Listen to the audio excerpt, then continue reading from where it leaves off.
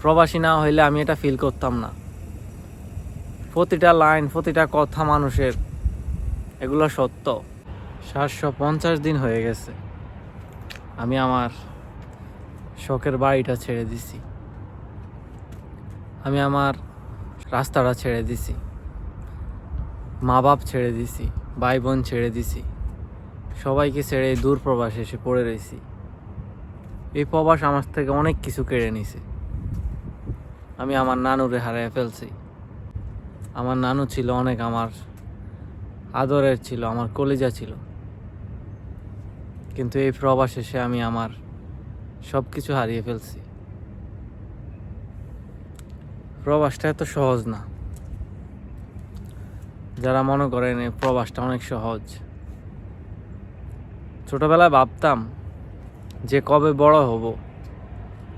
মানুষটা দেখলে খুবই ইচ্ছা জাগতো যে কবে বড় হব, দেশের বাইরে যাব, টাকা ইনকাম করব, এরকম অনেক ফিল হইতো, খুশি থাকতাম অনেক এগুলো নিয়ে চিন্তা করলে।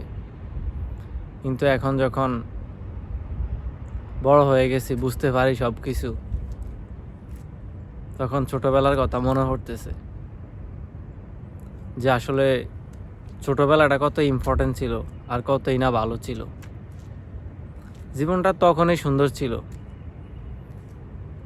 যখন কোনো টেনশন ছিল না মাথায়, কোনো দায়িত্ব ছিল না, কোনো রেসপন্সিবল ছিল না। এখন নিজের উপর অনেক রেসপন্সিবল চলে আসছে, ফ্যামিলির দায়িত্ব চলে আসছে। প্রবাসে আসলে আপনি কামাতে পারবেন, ঠিক আছে, আপনি মন ভরে টাকা কামাইতে পারবেন যদি আপনি আপনার পজিশন মতো বসতে পারেন বা ভালো কোনো জব পান আপনি এই প্রবাসে। কিন্তু আপনি আপনার দেশের মতো শান্তি, দেশের মতো ফিল আপনি এই প্রবাসে পাবেন না। অনেক কিছু হারিয়ে ফেলছি আমি। আমার ভাই বন্ধুদের সাথে আড্ডা দেওয়া, ভাই বন্ধুদের সাথে ঘুরতে যাওয়া, আত্মীয় স্বজনদের বাসায় যাওয়া, নিজের বেডে সুন্দরভাবে শোয়া। এই প্রবাসে ছোট্ট একটা খাটের মধ্যে শুইতে হয় যারা ব্যাচেলার লাইফ লিড করে। অনেক কষ্ট। অনেকেই ফোন দিয়ে মাঝে মাঝে বলে যে ভুলে গেছি, কোনো যোগাযোগ নাই, লং টাইম কোনো খবর নাই। আসলে যারা প্রবাসে আসে, যারা প্রবাস জীবন লাইফ লিড করে, প্রবাস থেকে অনেক কিছু শেয়ার করে, মানুষেরা সহজভাবে নেয় না, এটা বিলিভ করতে চায় না যে আসলে কি আমরা এরকম লাইফ লিড করি, নাকি আমরা অনেক সুখে আছি, আমরা অনেক টাকা কামাই, অনেক টাকা কামার পরে আমরা তাদেরকে ভুলে যাই। আসলে কি এমন? আমি একটা সময় এমন ভাবতাম। আসলে প্রবাসী না হইলে আমি এটা ফিল করতাম না। প্রতিটা লাইন, প্রতিটা কথা মানুষের, এগুলো সত্য। যারা প্রবাস থাকে ভিডিও বানায় বা স্টোরি দেয়, যত কিছুই লেখালেখি করুক বা এগুলো সব মানুষের জীবনে ঘটে যাওয়া কাহিনী। এটাকে আমি এখন বিলিভ করি, আমি দেখতেছি, আমি নিজে ফিল করতেছি।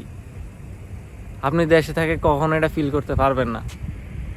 এখানে অনেক সুন্দর জায়গা আছে ঘোরার মতো, অনেক সুন্দর জিনিস আছে দেখার মতো।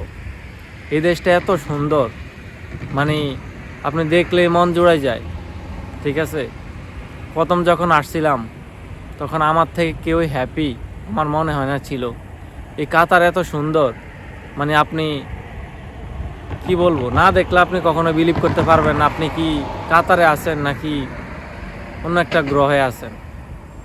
কাতার এত সুন্দর কান্ট্রি, তারপরও ভাই অনেক মাঝে মাঝে দেশের প্রতি অনেক মায়া হয়, অনেক খারাপ লাগে এগুলা চিন্তা ভাবনা করলে।